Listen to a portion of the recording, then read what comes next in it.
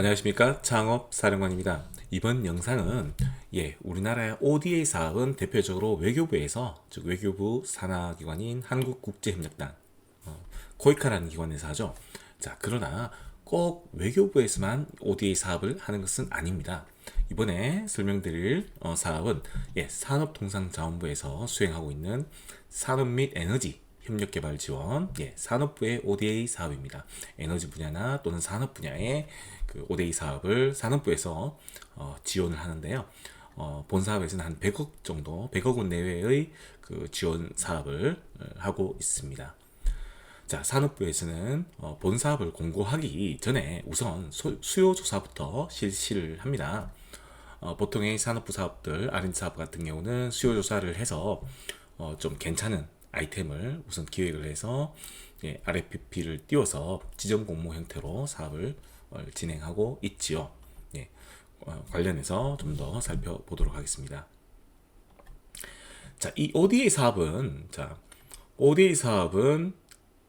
개발도상국이죠. 개발도상국 대상으로 해가지고 자, 산업 및 에너지 협력 과정에서 이 개발도상국, 개도국의 산업 발전에 기여할 수 있는 어떤 기술 지원, 인력 양성, 정책 수립 지원 등의 개발 수요에 대응함으로써, 즉 우리나라 기업이 차후에 어떤 그 개발도상국으로부터 프로젝트 수주, 시장 확대 이런 어떤 기대 효과를 갖고 정부에서 개도국 상대로 지원을 하고 있습니다.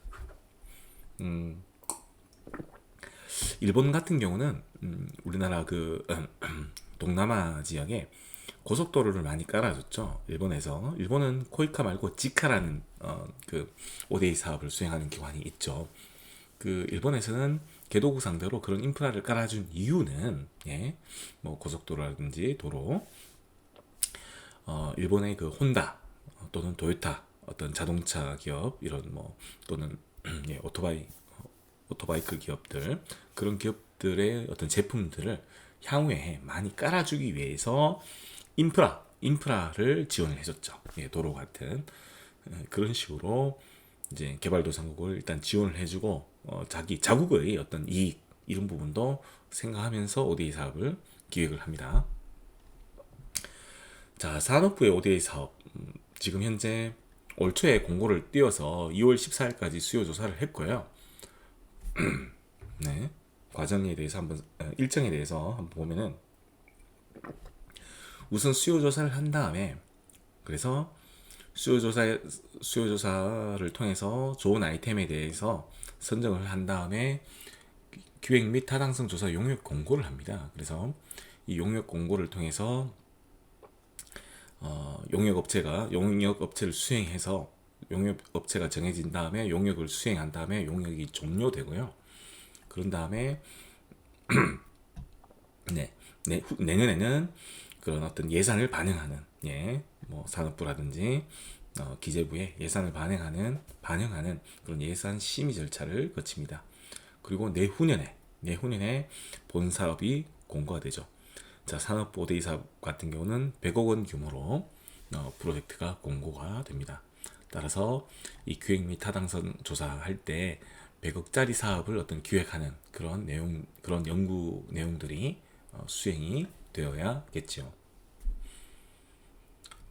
그래서 지금 올 초에 공고된 것들은 지금 현재 접수가 마감되었고, 수요자를 검토를 통해서 좋은 아이템이 선정이 되었고, 지금 현재 과제 용역 타당성 조사를 할 그런 용역 공고를 지금 띄워놓고 있습니다. 그래서 이 그 과제 수요조사에 참여할 수 있는 기관들은요, 기업도 가능하고, 그다음에 협회, 출연연구소, 이런 단체 이런 부분들이 참여가 가능합니다. 그래서 이제 결국은 수요조사 검토위원회를 통해서 우수한 사업 모델을 발굴을 하고요. 제출한 수요 제안서를 바탕으로 향후에 신규 기획 및 타당성 조사 과제 지정 공모를 위한 참고 자료 등으로 활용할 계획입니다. 그래서 수요 조사가 끝낸 단계고, 지금 현재는 올해 거죠. 2025년 현재는 신규 기획 및 타당성 조사 용역이 입찰 공고가 되어 있습니다. 지원 대상 국가는 3기 중점 협력국을 지정해 놨어요. 총 27개 국에 대해서 수요를 조사를 하고 있습니다. 예, 지원 분야는 크게 네 가지 중에 하나라고 이렇게 선택해서 제출을 해야 되고요. 어떤 그린 에너지 분야, 그리고 기술, 그리고 공급망, 요즘 이제 광물 공급망 이런 부분이 중요하죠. 아무래도 동남아나 아프리카 같은 개도국에는 뭐 핵심 광물 이런 광물들이 많이 있죠. 희소금속이라든지. 자, 그리고 어떤 인력 양성, 예, 개발도상국의 산업 발전을 위한 현지 산업에 맞는 어떤 인력을 양성하는 그런 ODA, 예, 이런 부분도 좋은 아이템이 될 수 있습니다. 예, 그래서 말씀드렸듯이 무상원조 ODA 방식으로 과제별로 100억 원 내외로 기획을 합니다. 어떤 시설 리모델링 이런 부분도 하드웨어도 포함될 수가 있습니다. 꼭 R&D만 되는 건 아니고요. 네. 그리고 사업 기간은 보통 3에서 5년 정도로 100억짜리 사업을 기획을 할 수 있습니다. 보통 3년짜리 사업으로 많이 기획을 합니다. 네. 자, 그래서 수요 조사를 할 때는 이렇게 수요 조사 제안서를 내고요.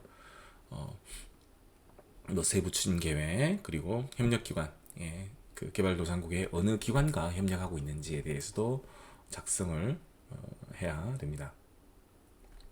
예, 연차별 추전 일정도 당연히 적어야 되겠죠. 그리고 기대 효과 측면에서 수원국, 이 5대 사업의 타겟팅이 되는 국가, 예, 뭐 아프리카 국가나 동남아시아 국가 측면에서 어떤 효과가 있는지, 그리고 공여국은 이제 대한민국이죠. 우리나라 차원에서 어떤 뭐 기대 효과가 있는지 작성을 하게 됩니다.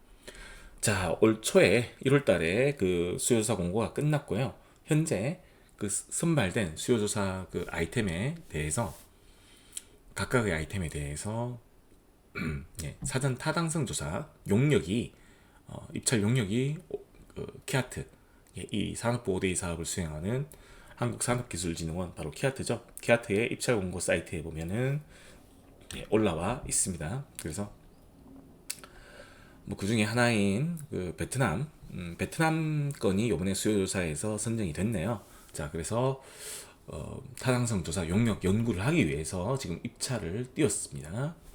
예. 아이템은 베트남의 화훼단지의 안정적인 전력 공급을 위한 5대2 사전 타당성 조사가 지금 5월 21일까지 접수 중에 있습니다. 세밀하게 어떤 내용으로 구성되어 있는지 입찰 공고를 한번 살펴보도록 하겠습니다.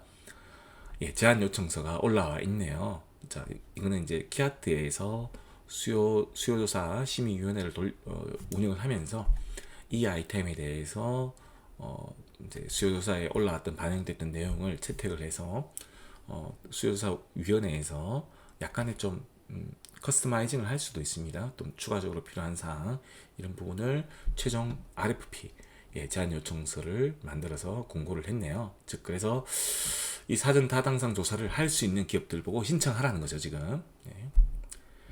예, 그래서 보시면은 이제 사전 타당성 조사를 수행을 하는 단계, 이제 수요 조사는 끝났고 어디 사전 타당성 조사 관련해서 보통 원래 기획 연구비는 한 1억 원 정도 되는데요. 이번에 한 7,300만 원 정도로 정해졌네요. 그래서 11월 31일까지 타당성 조사 보고서가 용역이 완성이 되어야 합니다. RFP의 주요 그 연구해야 될 내용은 수원구의 어떤 현황 분석, 산업 현황이라든지, 그리고 수원구의 어떤 수요, 그리고 수원국이 달성하고자 하는 목표를 달성하기 위해서 어떤 문제 해결을 제시할 것인지 대안 제시 이런 부분으로 제안을 타당성 조사 연구 용역의 과업의 범위에 들어가야 합니다. 예, 베트남 화훼단지 건 입찰 공고문에 보시면 이런 내용이 납니다. 화훼단지의 안정적인 전력 공급 구축을 목표로 하고 있네요. 사업 대상지도 나와 있죠. 나와 있고 달랏이네요. 예, 요즘 베트남에 달랏에도 한국 사람들이 많이 가는 걸로 듣고 있는데요. 수원기관, 베트남에 있는 협력기관이네요. R&D 센터라고 되어 있습니다. 베트남 PVFC R&D 센터. 즉 이 사업이 본격적으로 이제 내후년부터 시작되면 베트남에 있는 협력기관은 PVFC라는 곳과 한국의 어떤 2년 뒤에 이제 본 사업이 공고됐을 때 한국의 그 기아트에서 주관기관을 선발을 하겠죠. 주관기관이 선발되면 그때 협력할 수 있는 기관, 그러니까 베트남의 파트너가 PVFC가 된다는 뜻입니다. 이상 창업사령관이었습니다.